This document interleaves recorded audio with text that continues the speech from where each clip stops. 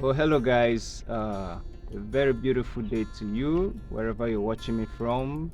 This is Godsent of Scentfarms, and I want to share with you today some of those some tips, a few tips why your kids are actually dying in your farm, especially before weaning and after weaning stage. Um, there are some practices that farmers needed to get involved in, especially with kids. One of those clues I'm going to be sharing with you is actually is one of those things that you need to carry out before you breed your doe to the buck. There's what we call maternally derived antibodies that the mother actually, which is the doe, actually transfers to the kids before they are born. That is when they are still in the womb of the doe, and immediately after they are born through breastfeeding, that is through breast milk, she actually transfers some maternally derived antibodies that helps to protect the health, the immunity of the kids. And if your doe is not healthy enough, she won't have much of that antibodies to transfer to the kids. Hence, I made a video on what you should do before you take your doe to the buck for mating. Now, after that, we'll go to the next one. We're going to be talking about inbreeding. There is what we call inbreeding in rabbitry, as it applies to other animals as well. That is, the buck and the doe are from the same litter, that is the same parents, same mother, same father. That is called inbreeding. Inbreeding is a very bad practice in animal husbandry, especially in rabbit farming, because when you practice inbreeding, the kids, they tend to develop poorly. When you practice inbreeding, it tends to bring out those bad traits that have been inactive, that are recessive in the pool of gene, either in the father or in the mother. It tends to be very active in the kids. Keeping a very good farm record is very important in your farm, so you can tell if a buck and a doe are from the same litter, so you avoid inbreeding in your farm. Next one, which is the third one, and that is going to be early weaning. Yes, some farmers tend to practice early weaning in their farm. Some in an attempt to practice intensive rabbit farming, they tend to wean their kids at a very early stage. But if you have the experience, if you've gathered enough experience to handle kids, you shouldn't be having problems with early weaning. But if you don't have enough experience, if not experiment, especially those that are going into rabbitry for the first time, you want to try as much as possible to avoid weaning your kids at a very early stage. And I'm talking about between ages 0 to let's say 3 weeks old.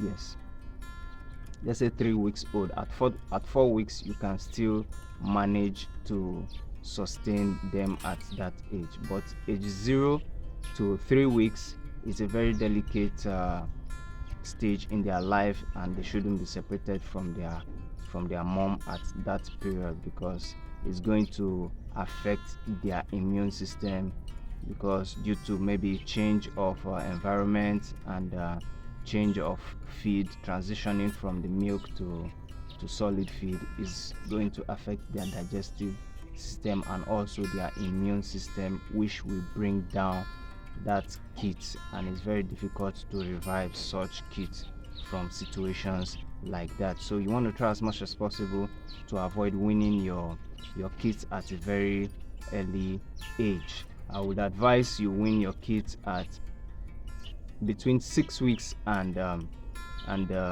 8 weeks of age. And that doesn't mean you cannot mate your doe, because you can still mate your doe. Let's say at when the kids are 3 weeks old, you can mate your doe if you want to practice intensive rabbit farming. You don't want to waste that 6 to 8 weeks that you're going to use to wean the kids that is presently with the doe. So you want to get more and more kids within a very short period of time. So you can still leave the kids with the doe, and then you mate her when they are 2 or 3 weeks old. You mate her again, but still leave her with the kids after the mating until when you're ready to wean the kids. Let's say at 6 weeks old, you wean the kids. By then, her pregnancy must have been two weeks or 3 weeks old. The fourth one we're going to be looking at is going to be that is after weaning your kids. Weaning your kids is transitioning from solely dependent on the mom's breast milk to solid food, and you want to do this in a very gradual process. You notice that at age 3 weeks, when the kids are 3 weeks, if they are still with your mom, you're going to notice that they'll start picking feeds from the mom's bowl. Little by little, they'll start eating solid food and also still be suckling. That is a gradual transition from solely milk dependent to liquid dependent to solid food. It's a gradual process, it's a gradual transition. If you do it gradually, you tend to reduce the risk of your kids dying, because kids, as you see, they have a very fragile digestive system. So you want to gradually transit them from milk to solid, which is from liquid to solid. But if you do that very rapidly, it might cause some challenges with their digestive system, which could lead to several health challenges and possibly the death of those kids. So you want to transit their feeding from liquid to solid in a very gradual and mild process. The fifth one we're going to be talking about is going to be under the medication that you need to give to your kids, especially after you wean them. Every kid is born having coccidiosis in their system. After weaning your kids, you want to administer anti-cocci drugs to them to help curtail the coccidiosis in their system. And there are several drugs that you can use to curb that coccidiosis in their system, ranging from organic ones. If you're strictly into the organic farming, you can use the organic plants to take care of coccidiosis, and there are also other inorganic cocci drugs that you can use to combat coccidiosis in your kids.